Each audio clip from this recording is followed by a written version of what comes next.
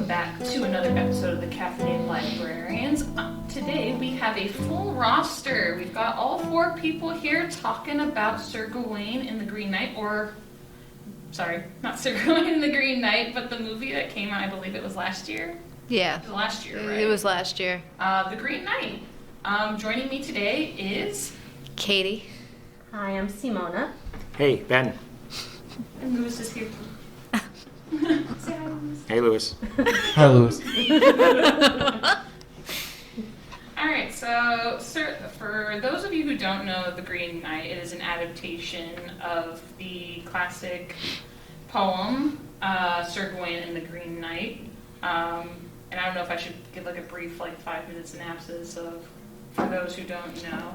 Please. So for those who are unfamiliar, hold on. Should we do the programs and things first? That's my bad. All right. First off, before we jump into actually the meat and bones of the whole thing, we do have some announcements. So some events here at the May Impact Public Library. I'm going to pass it actually over to Ben because he's got a really cool announcement. All right. So we actually have a handful of signups already, but the Teen Holiday Short Film Competition is in full swing, and if you haven't signed up yet and you want to, submissions would be due by 11:59 p.m. on December 16th. Keep it between 2.5 minutes shortest, or 6 minutes longest. Any kind of short film you want to make. Horror, comedy, love story, science fiction, full-on Christmas commercial if you want. Whatever you want. We're taking all the submissions. First prize is a $100 gift card. Second prize is $75. Third prize is $50. And good luck. And I hope we get as many submissions as we can. We'll have a giant event on the 18th, this Saturday, at 11 a.m. and it'll go until it ends. So generally speaking, it should go about an hour. But depending on the amount of submissions we get, it can go 40 minutes or it can go 2 hours. I hope if any of our loyal teens are listening to our podcast and you're one of our 16 listeners, I do hope that you join. Other than that, December 17th, Friday night, we're doing our special holiday Feast of Films screening. And I'm not telling you what the movie is, but you're going to like it. Everything okay? I just thought we'd move the coat rack so it's not behind Ben when we're filming, or do you not see it? I mean, we got that giant painting anyway. It's not like this is a visual experience. The room is a work in progress. All right. We'll get it cleaned up. But I think, before some one of our bookshelves in the back at some point are like, That's why would we're be a good look. Should set up some on decoration. We will hopefully be moving to the book barn eventually. Ooh. Cool. So we'll have bookshelves behind us. So look forward to that, everyone. Yeah. All right. So getting back to the meat and potatoes of everything. Did you guys ever read Sir Gawain and the Green Knight in high school? No. I read it in No. college. You read it in college. Ben, did you ever read this in high school? I did not. Liz? Are you familiar? I did not read this in high school at all. Oh, okay. So it was just me, I guess. So that means So my response to both this film and next episode's Cowboy Bebop is coming from someone who has no experience with the source material. which is still kind of fun to hear. Yeah. So I'm all for different views. I try not to be a purist. Okay, so for those of you who are unaware of Sir Gawain and the Green Knight, basically a little synopsis is, this is a Christmas movie. This Yes, takes it is. place on 2 Christmases. Mm-hmm. So during the year of Christmas, during the day of Christmas, King Arthur decides to have a celebration, brings in the knights, brings in the kingdoms, having a great holly jolly time. Then bam! There comes a giant green guy with an axe, and he's like, I got a game for y'all. Whatever blow that you can land on me, I will return to you. And so the knights are like, oh no. Nobody volunteers for a while. Arthur's about to, but then all of a sudden Gawain jumps in, and he's like, I will do it because I'm expendable. It's better to lose me than the king. To which he cuts off the Green Knight's head, and they all think it's all said and done, but then he puts his head back on, and he laughs, and he's like, haha, I'll see you in a year. Meet me at the Green Chapel. To which a year passes, and Gawain goes on his journey.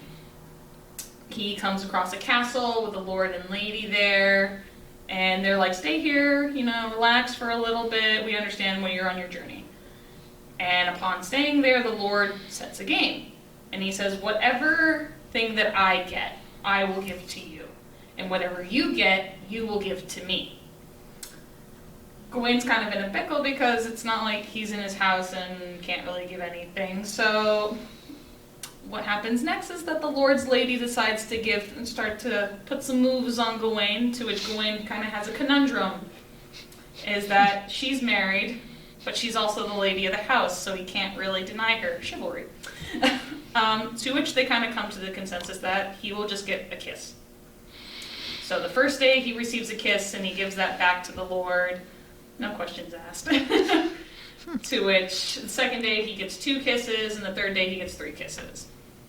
But she also, the lady of the house, gives Gawain a green girdle in which she says, this will protect you from harm.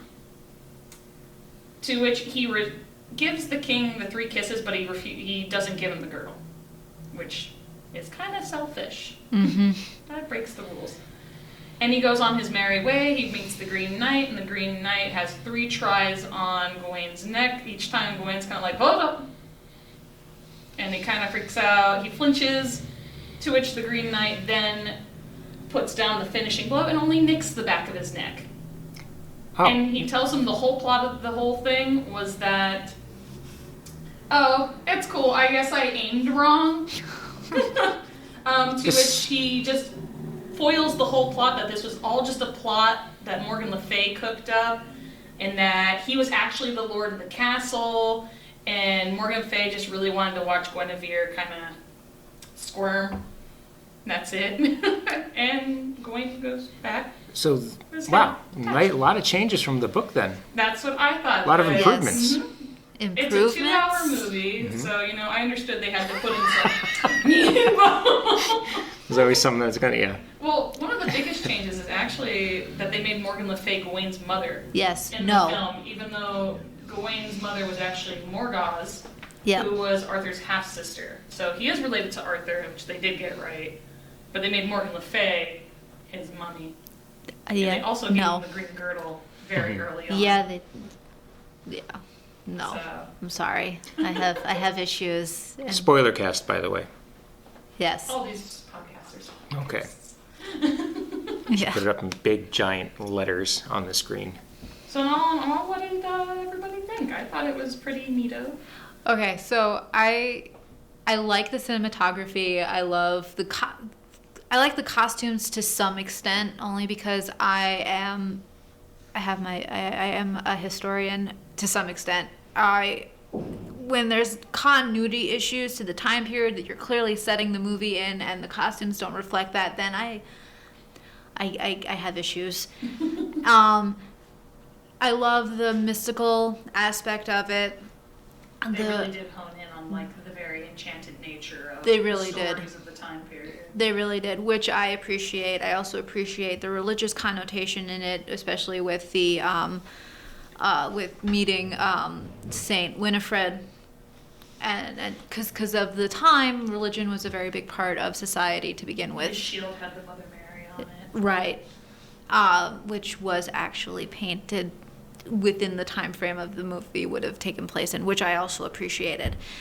And coming from the standpoint of not really knowing the story of Sir Gawain, to get the, I guess, flash forward, if you want to call it, because it's not really a flashback to when he becomes king and all that other stuff. It kind It's of like gets... a dream sequence. Right. It's like a psycho. It's very last temptation of Christ. Right, Yes. right. To get the connotation, is that the right word I'm looking for? Or it helped me understand the story a little bit more, but there's other aspects of the movie that I understand what they were trying to go for, but just for me personally, I did not so much appreciate. Simone.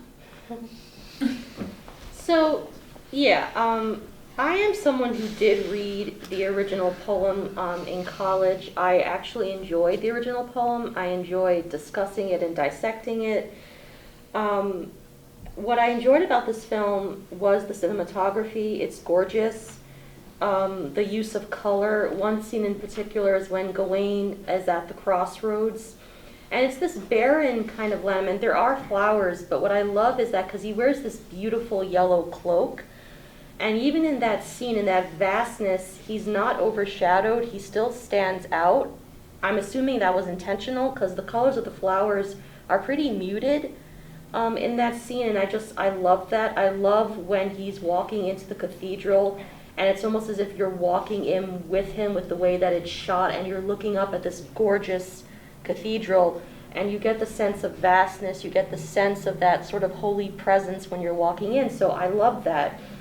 I also love in the scene where they're at the round table, I was watching a YouTube video where the director was talking about a scene, and in that scene, he actually had extras that were painted. I actually just got done watching that part. too. Yeah, I was like, oh. which is something that they did for the first Star Wars films when they had to show like stormtroopers, like they had a lot of painted They painted on stormtroopers. themselves, yeah. So I love that because it's so well done. Where unless he was actually pointing out you would really not know. I honestly didn't know. I was thinking Yeah. back in my mind to that scene, and I was just like, that I couldn't even tell. Those are some good painters. Yeah. Also, the whole like darkness of it all kind of covers the fact that they weren't real either. So Yeah, and I loved also how Gawain has very earthy colors to his clothing palette. His mother has what I call earthy colors, but Arthur and his queen, they kind of have colder, like they're blues, they're dark grays, like it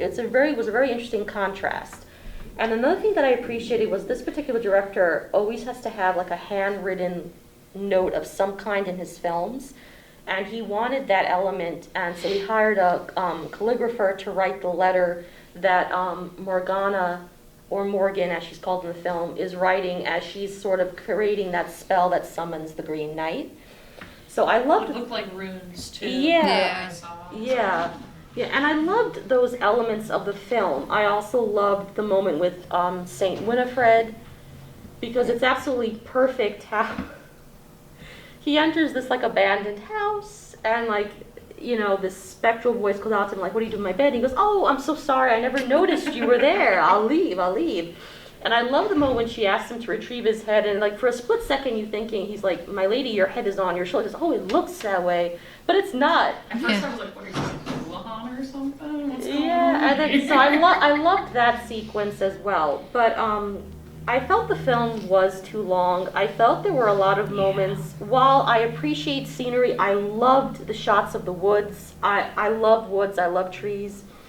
There are these long takes where absolutely nothing is happening, so it's kind of hard to Well, I actually hold your did some attention. digging on some Yeah. of those scenes. Like, there's the big scene where he gets robbed. Yeah. And he does the forward and reverse. Yeah.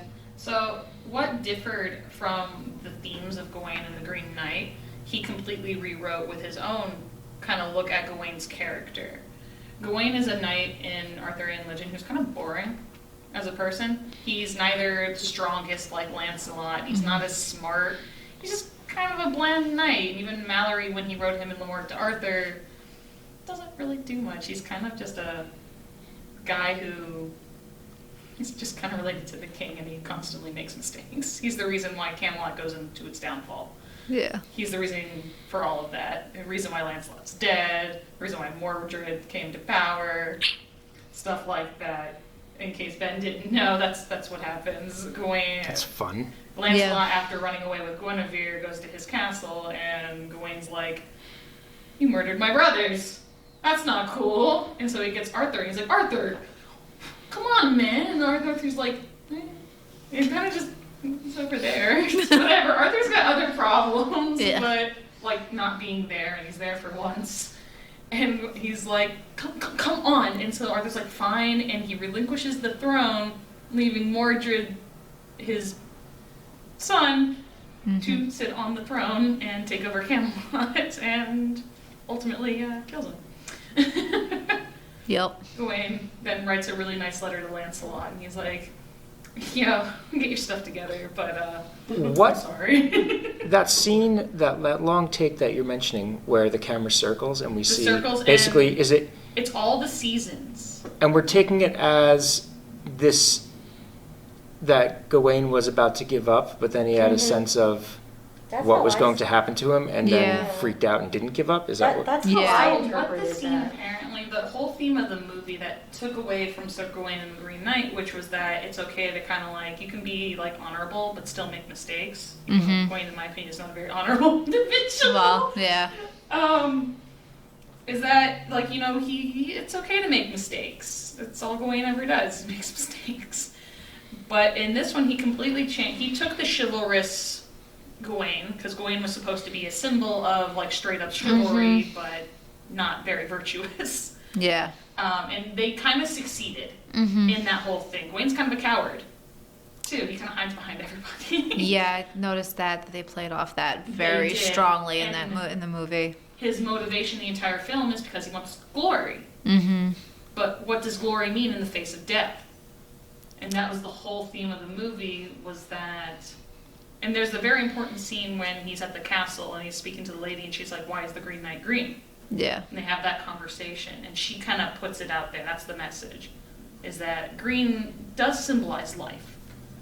But the green used in this movie, and the reason why you're seeing the earthy kind of muted, is that green can also symbolize decay and death. So what does glory mean when you're confronted with death? And the final scene when he when you think that he becomes king, which I got confused at my first time watching, I was like, wait a minute. Yeah. This is That not how was this ends. But incredible. it That was whole very- sequence. I Yeah. had to watch it again because at first I was very confused because I was like, that's not what happens. And then it was like, oh, these are the things he could have done. What did glory do to him? Right. It's like, in the scene where they pan for the year, Mhm. all of these things are like his decisions, things that he could decide to do. If he just stopped doing it, or if he like ran away, what would happen? Ultimately, he would just die anyways. Mhm. Have we all seen Last Temptation of Christ? No.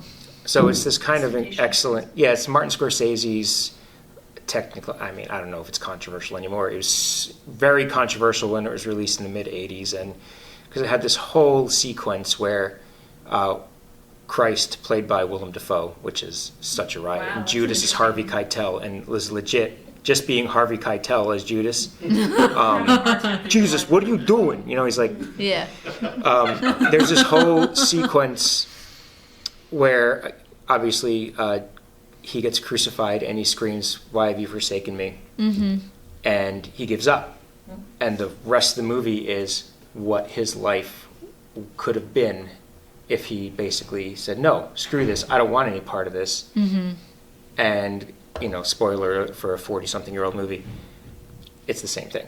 It's what he's thinking, and then he just finally gives up. So it became very controversial, and people were calling for, like, Martin Scorsese to be exiled. They and did you're the like, same thing with like when they did the Passion of the Christ, I think. Yes. People were like, oh, this is a masterpiece, but some people were just like, But, Yeah. religious film usually gets a lot of flack David for Bowie stuff as like Pontius Pilate, it looks like. yeah. No, and the soundtrack of that. it, not to get off the Green Knight, but the soundtrack of Last Temptation of Christ is awesome. It's an incredible film, and it, you know, if you can handle Harvey Keitel as Judas, it's very good. But like the Green Knight, it has that wonderful, like almost like dream sequence or whatever you have it. Yes. Yeah. Like He had a couple of Twilight. them. He had a couple of them. Sorry. Let's bring Twilight. Twilight had that excellent sequence. You want to? Yeah, exactly.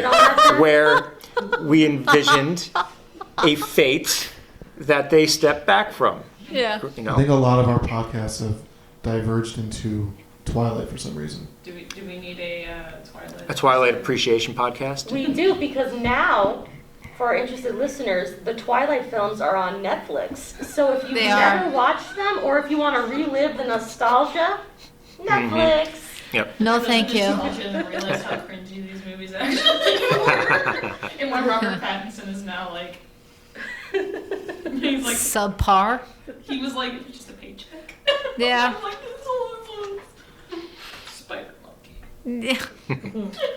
I'm sorry. We didn't let Simona finish her point. Yes. I'm Sorry. sorry. Oh, I apologize. No, I didn't realize it. I meant, okay, yeah. One of the issues I had, and I actually watched this YouTuber who sort of expressed how I felt quite well. I was like, okay. Is that if you have no knowledge of the books, if for any reason you have never heard of Arthur and his 12 Knights of the Round Table, you know, you would be very lost with this film, because the importance of Gawain's actions, even though the director took a different take, it's still very much rooted in a code of chivalry.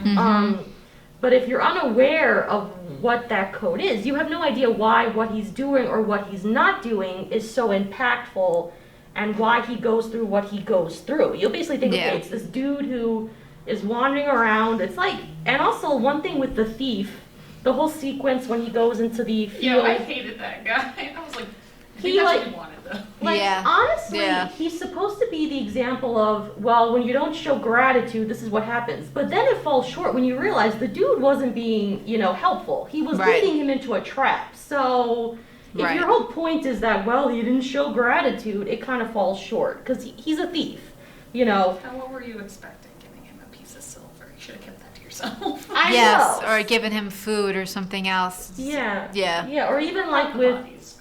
Yeah. It's like even with Winifred, when he meets Winifred, like her whole thing, like I forgot why he goes to like touch her, and she says like, why are you touching me? You should know better. Okay, well, why should he know better? You know, it's like, you know, what does the chivalric code say about how a man should behave towards, and I will qualify a woman of a certain rank, not a lower class woman. These were elite people. This was an elite code. Well, I don't know if you actually went and did research, because I was like, who is this in relation to any of this? I actually was like, who's Saint Winifred? I had to pause the movie for a moment. Yeah. It's just like, the title screen came up, or it was like the chapter of like Saint Winifred, and I was like, I have never heard of this lady. But then for educational purpose, in the year 630, it was said that there was a prince who pursued a woman, Winifred. And as he pursued her, he chopped her head off. To which the legend was said that her head then became a well or a spring. And upon returning her head, you know, the spring, I think, disappeared, and then it took the prince along with it. Oh, okay. So, and that was like a year or so later. So I had to look that up, and I was just like, that's interesting. But she actually had her own cult following for a while. Yeah. So she was real. Yeah, so, and that was honestly one of the more interesting sequences of the film for me. It was very spooky. They did it so well. But again, a lot of these things happen, but there's like, okay, well, why does this matter? Why is this important? And going on to my scene, and Lou knows about this because I complained to him and I complained to Joe about this. So the whole sequence when he meets the Lord and the Lady, which from the get-go, if I was going, even if I was in desperate need of shelter, a dude who just willingly says, come into my place, we lack for company. I'm thinking cannibal. Or, you know, like, you're gonna end up, whatever.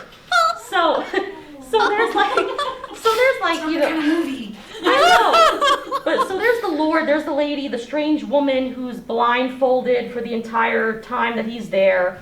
And then there goes the, and you know that the lady is trying to get Gawain to do something he shouldn't do. You know, in the poem, of course, they don't sleep together. Like they just exchange kisses, which I guess that's okay. Well, they exchange more than kisses. In this movie, spoiler, you know, they exchange a lot more than that. Although I will say I was talking to Lewis about it too. Was when I was telling him kisses, Lewis was like, "What kind of kisses?" And I was like, "I'm assuming on the cheek." Yeah. I don't know. There's no specification, but as soon as he meets the king in the woods, he didn't give him the kisses.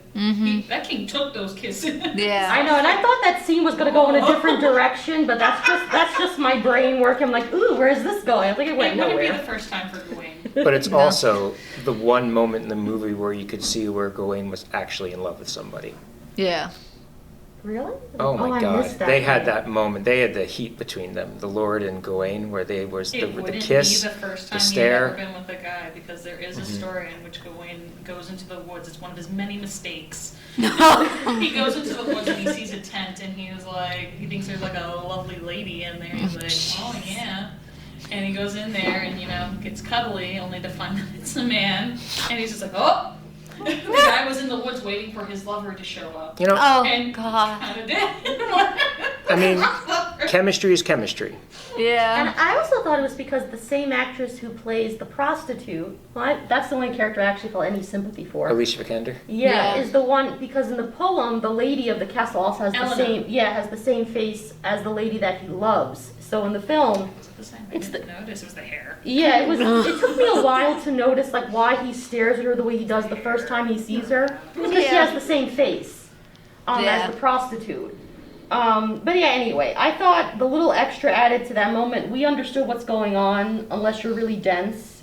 Like, you know, like we understand what's going on. The It's a added. hard movie at first to kind of like understand. But once you get in there, you gotta No, like I was pay talking about Yeah. I was talking about the film in general. I meant like that particular moment, like Oh, the yes. entire film. It's like there are moments when I'm like, okay, we get it, like, but why is this happening? So yeah, like I said, cinematography excellent, storytelling, like you know, it's too long. There were actually moments where I was skipping.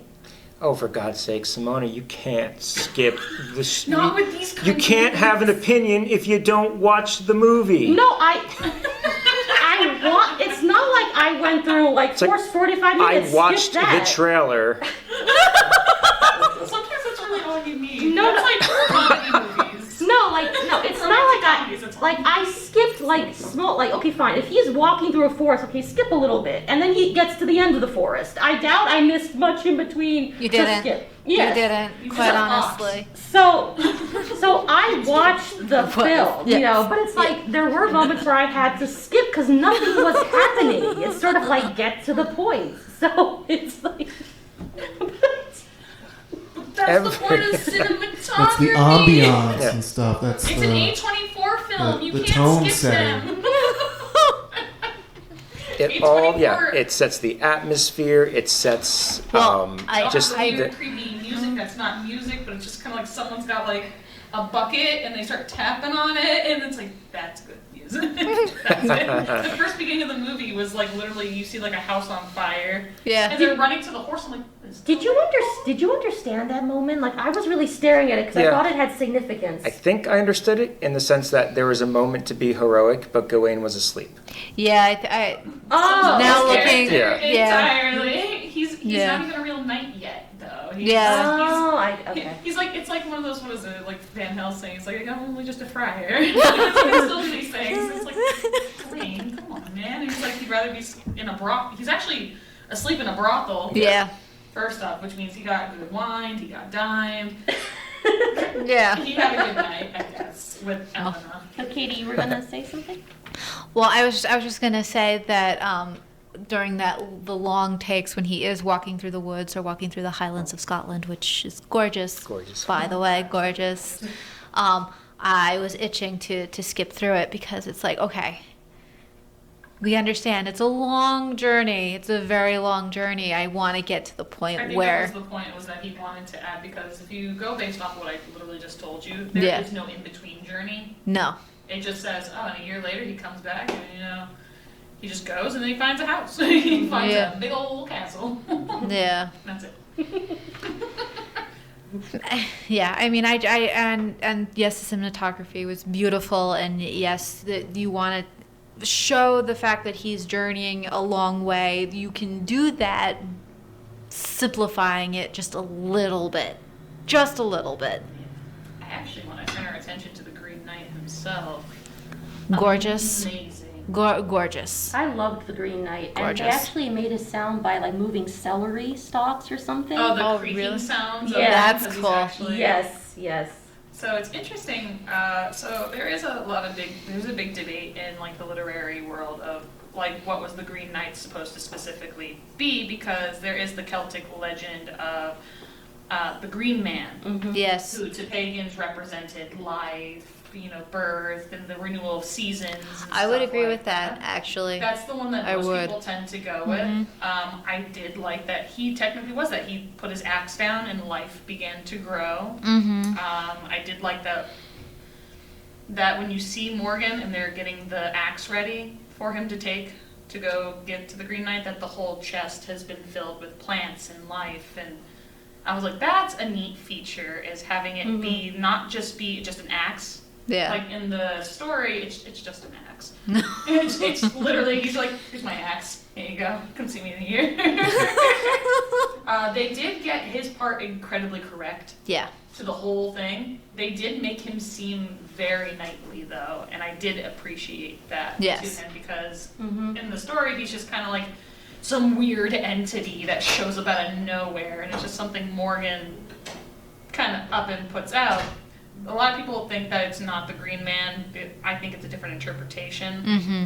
As years goes on, as we see like online artists and stuff like that have different interpretations Right. of Fae folk Yeah. and the such. The Green Man is also considered like he's like those. You ever see those like decorations online where you can like put faces on trees? Mm-hmm. Yeah. It's like the guy with the green leaves and stuff like that. That's the Green Man. Yes, Yeah. I actually have a wall hanging that I got from the Renaissance Fair of the Green Man. Yes. Sounds clean. No, So, it's he is an interesting figure too, and I like that the Arthurian myths they're rooted in sort of Catholicism, but they also have that element of the pagan. That was Which- the point, I think, yeah, too, was yeah. that you take the pagan, the Christians essentially took the pagan elements, like the Christmas tree Yep. was a good example. They were like, they saw a bunch of pagans dancing around trees, and they were just like, I want that tree. And they're like, hey, pagans, Well, guess what I got? Easter. A tree. Yeah. Well, and in Easter as well with the rabbits and the eggs, because it was a fertility holiday in the pagan Rabbits are religion. quite prolific. Yes, they are. Yes, they are. So Even the pentacle symbol, like I know That that. was quite frequent throughout Yeah, the entire because- they're on their You know, so you have the medallions. mid- Yeah. the medallion, and actually the round table right in the middle yeah. of the floor was a giant pentagram. Because on that the was hearing, too. originally it sort of was dropped in favor of the cross at a certain point for symbolism. But yeah, and I forgot what the 5 points was supposed to actually represent in terms of. Unfortunately, not Wiccan or pagan, so Yeah. I cannot speak on that behalf. So- Yeah, I can't. Obviously, talk about that. how Christians interpret it, they changed that symbolism a bit. But yeah, and also it goes back to the color scheme because when you look at Morgan and her daughters maybe or helpers, the way they dress, it's going back to those gold tones, those rich earth tones. They have like these runes that they're etching into the stone, which I wish I knew what language that was supposed to be. Well, runes would constitute Norse. Yeah, so that was very interesting. Druid, yeah. Like you see the two worlds and what's happening, and yeah. But I kind of wish, I kind of wish you would have understood Morgaine's motivations a bit better in the film because overall, like, I like the film how Arthur is desperately trying to build a relationship with Gawain, because he even tells him, you know, I've sort of failed in that aspect, Yeah. and there was a moment. Every aspect. Yeah. I wrote a paper in college about how the reason why Camelot fell and the reason why Guinevere left him and the reason why everything happened to Camelot is because Arthur was just never there. Yeah. He's, as in the stories, you never actually see Arthur until like the end when he dies. He's always off doing God knows what. He comes home, doesn't say hi to his Quests. wife. He just He's going on quests looking for the Holy Grail. There's no wonder Guinevere felt lonely. Yeah. I took it as the mom was, tired of her brotheling son and decided to give him his chance to be great or fail. And it might not even be true, but in the movie, that's just what I thought was I felt happening that there. too because a mother's influence is usually quite strong. Yeah. That was one aspect I didn't like about the movie, was that knowing from what I knew from The Green Knight and knowing what I know from Arthurian legend of Morgan Le Fay and Morgana, or whoever, not Morgana, but Morgan Le Fay, Yeah. she's always plotting Mm-hmm. to Arthur's downfall in some way. And unfortunately, they showed her, they made her the mother, Yeah. which, they kind of Norse mythology Mm-hmm. the Arthurian legends in which somebody's mother may not be their mother in this story, but it's their mother in another one. Yeah. Lancelot's origin story is rooted all over the place. Like, Mm-hmm. orphan child, raised by a fairy, not raised by a fairy. Yeah. it's all over the place. So, as an adaptation, I was like, this is an interesting way to turn it and stuff that make Morgan his mother. But they really didn't utilize her Yeah. all that much. They utilized her in the beginning, like when she's telling him, he's like, when you come back. Like she's like, I know you're gonna come back. Yeah. Or maybe you won't. I don't know. I'm like, did she think her son was expendable? Was it the ploy that we wanted, that we got in the Sir Gawain and the Green Knight, in which it was just kind of there to rattle the bones of the kingdom a little bit? Or was it to simply just get rid of a useless tether? I have no idea. That was because in the end of all like Arthurian myths, there's always like some grand scheme, and then it kind of comes to fruition, and the fruit, and like everything's explained. Yeah. And it was, and Gawain went on his merry way. In this one, they kind of left it open-ended, which was kind of nice. And I do enjoy movies where they're based off myths. Where Yeah. They do leave it open-ended for your own interpretation. Like, did Gawain die? Was Did it he not was die? it go on and go off with your head attached, or was it okay? You're brave. Time to lose your head.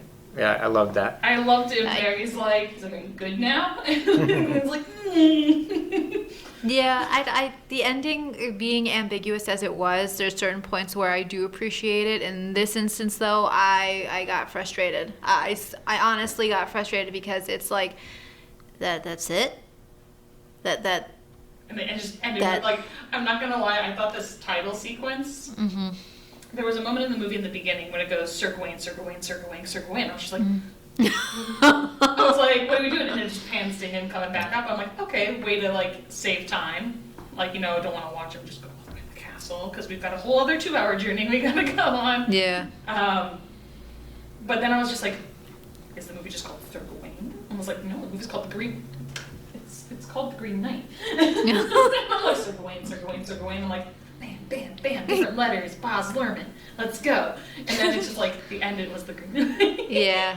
But I thought when the first title sequence came up, I was just like, oh.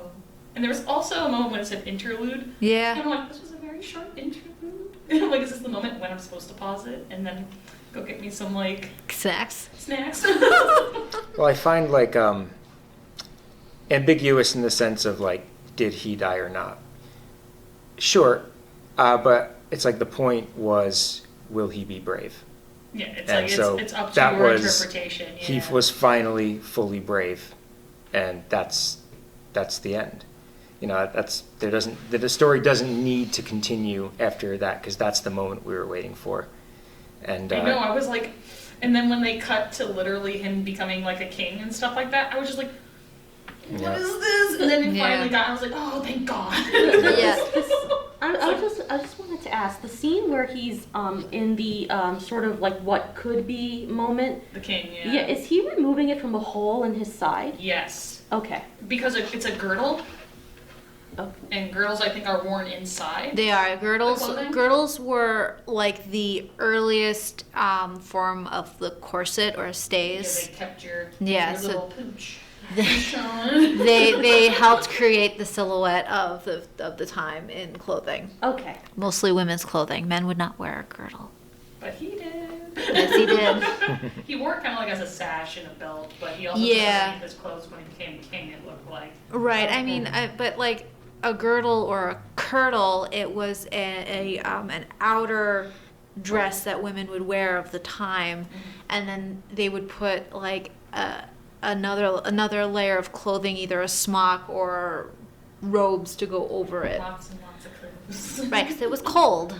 Yes, So- and muddy and cold. Yeah, so it being a belt is not really, again, historical continuity. It aggravates me so much. It wouldn't necessarily be a belt.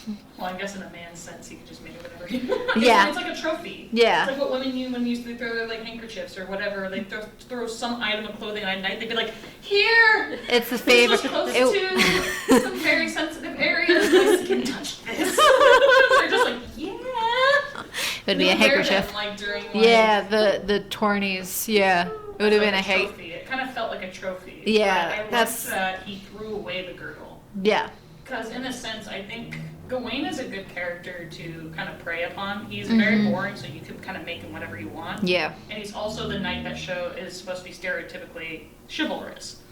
As I said, with very loose morals. yeah. He's not a very good knight, but he tries. He fails.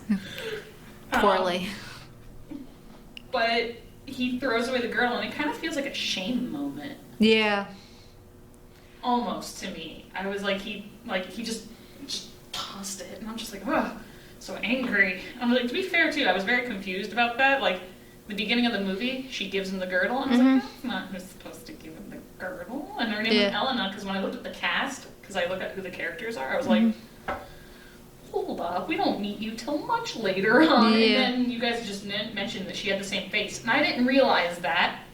Her speech was different too to me. Yeah. And I was just like, Well, must have been the hair. her speech was different, and her face was the same. Her hair was different. Her clothing was different. So Very good acting, because I didn't recognize her. She's a chameleon. Yes. So I mean, I think it's the lady takes on the form of somebody who you love and desire and want to desire that person. Which was very crazy, and still very much in the realm of like the enchantment. Right. Right, and of course, going back to the code of chivalry of a knight, a knight is supposed to be virtuous in. Supposed to be. Supposed So say supposed to be. I'm emphasizing supposed to be. Also, I'd like to emphasize this is chivalry in the sense of Arthurian chivalry, Right. not romantic poetry chivalry. Right. Which a lot of people, I think, mistake. They're fairly similar, but there are things that are One's different. more nefarious. Yes. Yes. So it's like the test, and that's when in the bedroom scene when she says you failed, and I was like, oh, I understand now. That's why he failed. So, yeah. I haven't seen I'm not gonna lie, I'm not uncomfortable with scenes like that, but I was like, I took my eyes away for like 2 seconds. And I was like, oh, And we're already here. You and missed I the missed big the part. scene. You missed it. Yes. You missed it. You missed The it. scene of Simona was not a fan. And it could just be because I'm a little, I guess, puritanical. It's my background. Maybe certain things I just won't make me mention it on the uncomfortable. podcast because it is a bit of a mature subject. That happens to every guy, right? That it does. So, but like I said, yeah. Oh, another scene with the lady, like when she's doing his portrait. Yeah. Like at first I thought, are they gonna bring in cameras before cameras were actually invented? Because like the way she moves, like the light. Yeah. There's some modernization to this movie, but not that much of a modernization. Yeah, I was like, looking at that, yeah. Oh, so it wasn't just me, because I was like, No. is she gonna bring out a camera? I was like, are we really going that direction? And then it's almost like she paints him upside down. I was like, okay, I'm trying to figure out what's the symbolism. Like, Yeah, I thought you had an idea. No.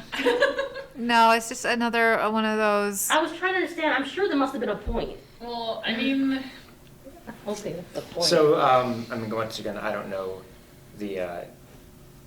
I haven't figured out the point of that scene, but I want to know. it could be David- representative of the tarot, like the Hanged Man. Oh, It yeah. could be that symbolic. At and the- it's like Yeah, and I don't mean a to. fool almost. Yeah, and I don't mean to cut you off, No, Amanda, you're good. but if you notice in the throne room when he's going through that dream scene and he's sitting on the throne, the portrait's green. That's what I was gonna bring up after we were done talking about the one portrait. Was did anybody notice the green portrait when he's in his No. delirium of being a king? Behind him, there's a very realistic portrait Yeah. of him. But it that's- looks like almost like a green glasses over it. Right, and that I think is the same portrait that the lady had painted that's behind him. I'd have to go check out the thing because I know his green one had a crown. Yeah. So I'm wondering maybe it was changed to reflect that because the Right. portrait was what he mentioned in the film was he wasn't a knight yet, but Mhm. he's got his portrait ready for when he does become a knight. And that portrait was done in the beginning of the film before he went off on his journey. Yeah. Okay. I mean, it's a really cool. The sequence was really nice. You know, I thought, oh, she's gonna take his picture. I was like, Yeah. it's magic. Things can happen. Yeah, confused. Green Knight comes out. She pulls out her iPhone 13 and she starts snapping portrait pics. Because God. even the way it looks like one of the earlier forms of like painting, like a particular method that was used, not painting, of portraiture, like on like a It's like the silhouette portrait in the 19th century. yeah, which is what I thought they were doing because like she opens up that light and it was really Yeah. pretty. And then I expected to see some scene of her actually painting, but I guess they felt that wasn't really necessary, so they just whipped to like the painting, like sweating water, and then boom, it's there. That scene aggravated me so much because, again, I come from a history background, and no, that's all I'm going to say. It was very cool, No, though. no. Ben, what did you think of the scene? I love this movie so much. I thought it was the best pure fantasy movie that's I thought come it out in was about fantastic. 20 years. Yeah. I mean, yeah, if it's not entirely faithful to its source material, I don't know But it of a doesn't fantasy need to film be that. because that still is within the spirits of an Arthurian legend. And I that don't many know people write. of fantasy film that is. There's not a single one we've watched that is entirely faithful to its source material. Oh, definitely. And it's not. For me, that's like, they're allowed to be different mediums. They're, and getting into the book was better thing, I think that's just such an old, I don't think broken it's, like, argument better. to begin with. But like knowing like it's fun to kind of sometimes and try not to be purist, and it's hard to be a purist with these kinds of stories. Yeah. Knowing what you know about them, like And when how I was in many- school studying them, how they many- were all different. Adaptations exist of Arthurian legends. It's just like, Gawain has You're- at least 3 that I can name off the top of my Like head. movies? Movies. yeah. And so, I don't know. Like, This is the most popular Arthurian tale. David Lowery has like, he has a fairly deep filmography at this point, and I think Ain't Them Body Saints might be his, but I could be wrong He on did that. a ghost story But a too, ghost- which I watched, and So, that was a fantastic movie. He did, and like one of the better Disney adaptations of Pete's Dragon, A Ghost Story, Did he do Man Pete's with. Dragon? I didn't watch that one because Pete's Dragon as a child used to freak me out. I feel like he's never made a fully great movie.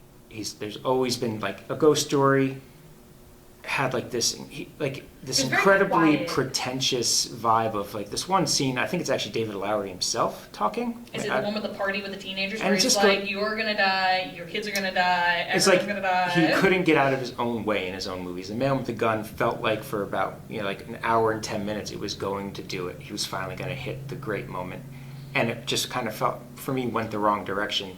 This was like like David Lowery's perfect film, and it's for me it like you take like Neverending Story, you take like Legend, you take all these movies that were like Labyrinth, Dark Crystal from like my childhood, Lord of the Rings. No offense to the Narnia films, I think they're a little weak sauce, but I did love They like were Prince super weak Caspian. and they had a good thing going and they just let it die, which I was kind of sad about. But this one is like, I think maybe the original Excalibur in 1980 or 81 I did see had that. like the impact, the Dark Ages, dark fantasy. Like I thought the King Arthur in 2017 was. I know exactly what you're talking about. Yeah. Sorry. No, that's all right. You mentioned Excalibur and you were talking about the dark. I was like, I was a Merlin fan when it came to the Sam Neill. Yes, Oh, and yeah. I was agreeing with her. It was- Yeah. No, this movie I just think is the best for anyone who loves those fantasy films of the 80s. This is right there. It's dark. It's got all this cool symbolism to it. It's gorgeous. It has an incredible sense of place and atmosphere. Dev Patel, I mean, God, he's just such an incredible actor. And like Joel Edgerton, who's the Lord, who played Gawain in 2004's King Arthur. Yes. Like, You have to see it. yeah, You have it's to a see straight it. up action movie. Like, it's cool. That's And the they, one with Clive Owen Clive Owen. as Arthur. the cast in that movie is absurd. The cast in that movie is The one where it's, amazing. Like the trailer, like the it's like gray and it's got like it's not Tom Hardy. No. It's somebody else. So, I No, that's a mean, different one with Jude Law. Clive Owen, Yeah. Ewan Griffith, if I'm pronouncing his name right, Joel Edgerton, Hugh Dancy. Hugh Dancy, the guy from Adam, yeah, and whatever, Mm-hmm. Hannibal. Is he from Hannibal? Yes. Keira Knightley is Guinevere, except Mm-hmm. Guinevere now is like one of those blue painted Oh, warriors. that movie. Yeah. Yeah. She's a pick. Stellan Skarsgård's the Saxon. Yeah. Ray Winstone is in it. Ray, the guy who played the Punisher in that like weird Punisher from like 2007. Ray I can something. look that up. Okay. It's funny that you also mentioned Guinevere. This is the first movie I've ever seen where Guinevere isn't portrayed as a beautiful young woman. Yeah, I mean, and in the King Arthur film that Ben's talking about, which I absolutely love because it has roots in historical, I don't want to say fact, but the time period is historically Accurate. yeah. But what was my point? Thomas Jane. No, that was the 2004 Punisher. Oh, Which Kira year? Knightley as Punisher Guinevere. I mean, Warzone. she's still a beautiful woman, but the first scene you see her in is in a prison cell, Stevenson. a dungeon, and her fingers are broken, and she was captured by the Romans, and because she wasn't Catholic or Christian, she's a pagan. She was punished for her sins, and yeah, and she's this, yeah, essentially, and she's becomes this really like awesome Pictish warrior who can shoot a bow and fight with short swords and helps Arthur with her people and Merlin. That movie's kind of a hidden gem. It's Yeah. like it I did definitely know of it now that I heard Keira Knightley, and I'm like, oh. it tanked when it came out in 2004. Nobody went to see it. It came out like the same week as Spider-Man 2 or something like that. So just no one Yeah. had time for it. But it's got an incredible soundtrack for one thing. It's one of Hans Zimmer's sort of under the radar soundtracks. There's a really lovely moment in that film where they're all on the ice and the Saxons are coming and Oh my God, it's Lancelot says there's a lot of lonely men out there, and she says, "Don't worry, I won't let them rape you." Yeah, It's just like it's one of- so To like be fair, Lancelot in stories is also mistaken for a woman a couple times. Well, Really? in this There's film, one you story wouldn't where make that he literally mistake. disguises himself trying to get back into Camelot, Very and true. he's mistaken for a beautiful young woman. oh, there you go. But if you do watch this 2004 King Arthur, you really must watch the unrated cut. It's Yeah. Always go far unrated. superior to It the is. original cut. It is. I actually have the unrated cut of the movie, so But as far as Arthurian adaptations go, I love Guy Ritchie's one 2017 too. I Yes. thought it was just once again this movie that I guess people just don't care The about Legend of King Arthurian. Arthur. Yeah. It had that movie Guy Ritchie did that. goes down in history as the best Lady of the Lake sequence I think I've Oh, ever yeah. experienced. And it's- That scene's I've amazing. never watched that film, but now I want to watch it. I think It's it's been on my list for a while, where I'm stellar. like, it's on my Yeah. blog, where I've been like, I'm really interested in this movie. It's And really, But I really hadn't good. at the time. It's really good. and another just banger of a soundtrack, just throughout the whole thing. I have the soundtrack too on my iTunes. Green Knight might be my favorite out of all of them. I think. Yeah, I don't know. I feel like I don't know. Like people who don't know anything about boxing, problems that go wrong in boxing movies don't bother them. So it's like I don't know enough about history Yeah. to be bothered by the things that Oh, no, are that's wrong. totally fine. Yeah, and that's fine. So in some ways, I'm like an easy mark for most of these movies because Yeah. I just don't Well, know enough to Well, I feel to like see. Go ahead. Sorry, I feel like I should just say that it is a fantasy film and it is mostly brought up on the mythos, I should say, of Sir Gawain and the Green Knight. And that's fine, but when you clearly set it in a time where it's supposed to be a time set in history, that's where I have issues. Yeah. And that's where all the continuity then goes out the window, and Did you ever see Ridley yeah. Scott's Robin Hood, where France storms the beach, but they're using World War II boats? Yes. Yeah. And it was still pretty awesome. And but I mean, yeah. I love that movie, Me and too. I know that movie again based on legend, based on mythos, and they do base it in a historical setting of England of the time. I like it on entertainment value. That's Are we the same here in that? So you've watched Alexander, you've watched Yes. Troy. Have you watched all the cuts of Troy. Alexander and all the cuts of Troy? And pretty much. Yes. Okay. Yeah. We can have a long conversation here. Yeah. Does anyone like Oh, one of the Arthurian movies I love is the one with Sean Connery? First Night, 1995 or 6, Oh, right? that's such a good movie. I haven't Except- seen it. How annoying was it when Lancelot won Maid Marian's, and the Maid Marian is Robin Hood. Guinevere. Guinevere's Guinevere. affections because he did a one of those American Ninja Warrior things, but Oh, it was a God. medieval time version of it.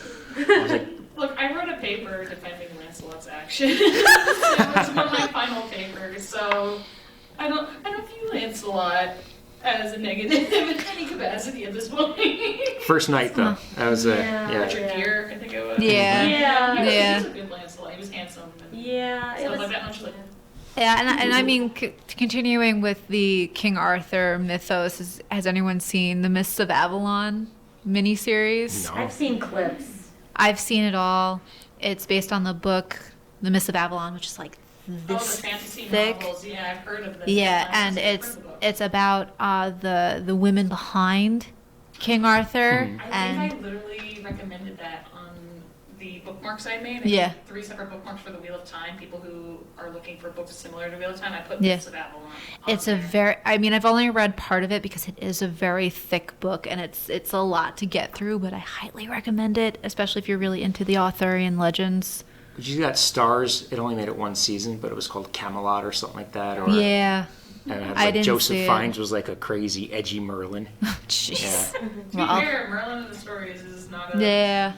not some old man, decrepit old man. No. He's quite a promiscuous individual. Yeah. He's Really? a tricky promiscuous. Yes. Yeah. I was he's not the reason aware. Why, he's the reason why Morgan Le Fay and King Arthur hook up. Yes. Yeah, that's Yeah. the whole reason Mordred comes to be about. Yes. Literally, Merlin's like, duh, duh, and duh. and the women, like if you're going on the Mists of Avalon, He's a ladies' man. yes, and it's the same. Like they're trying to keep magic in Great Britain, and the Romans are coming, and it's like they bring King Arthur. He's not even really king yet. Arthur and Morgan Le Fay together, and it's wow. We get There's a lot of literary talk as Yeah. to if Merlin is actually evil, right. or I just think he's chaotic, and that's all I think. I don't think Yeah. he's a bad guy. He's kind of on the chaotic neutral side.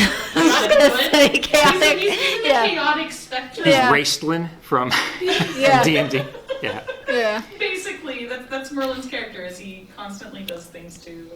For those of you who have not seen King Arthur Legend of the Sword, if you want to get like movie goosebumps, just watch the opening 6 minutes of that movie. It's like this assault on Camelot Yes. section. It is. It's amazing. I agree with you, Ben. It's amazing. It's and so good that Yeah. most people I know were almost disappointed with the rest of the movie, which was still wonderful. Mm-hmm. But that sequence, he reached a level of like power and excellence that the rest of the movie, in its cool way, didn't quite match. But oh my god, the movie's great. Yeah. Yeah. I think that's one of my favorite Guy Ritchie films, Mm-hmm. aside from the Sherlock Holmes movies. But that's are we out? But all in all, I think this was a great discussion. It was. I really liked where you guys went. I like when you guys divulge a little bit. It's good. That's when you guys have your best discussions. I've noticed. Before Amanda wraps up, do you guys have anything you need to plug for something moving forward? Oh, no, I was just gonna say before we close. You do have something you need to plug. Well, okay, fine, just like to like us and hit that subscribe button. I'm talking about So, something else There is that a. you guys might be If you doing guys on the really side of enjoyed this. if you guys really enjoyed this podcast about Sir Gawain and the Green Thank you, Knight, Amanda, for getting what I'm hearing.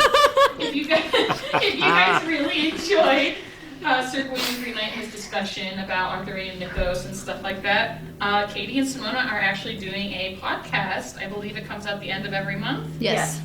Where they will focus on like fairy tales, myths. Fairy tale adjacent stories, you know. Yep. It's called Beauties, Glass Slippers, and Red Apples. It's awesome. Yes, it's amazing. Yes. And it's yeah. Airing sometime in January. Yes. Yes. Ooh, so look forward to that. And just like the theme of Gawain and the Green Knight, our time is up. And we look forward to seeing you next week. Please check out any of the books that we have here. I recommend reading the source material if you want to get a little bit more about Gawain. Recommend checking out the movie. It is in the system. Please come see us at the circulation desk and we'll put some books on hold and get pulling for you. Alright guys? Yeah. Thank you, Until everyone. next week. Bye.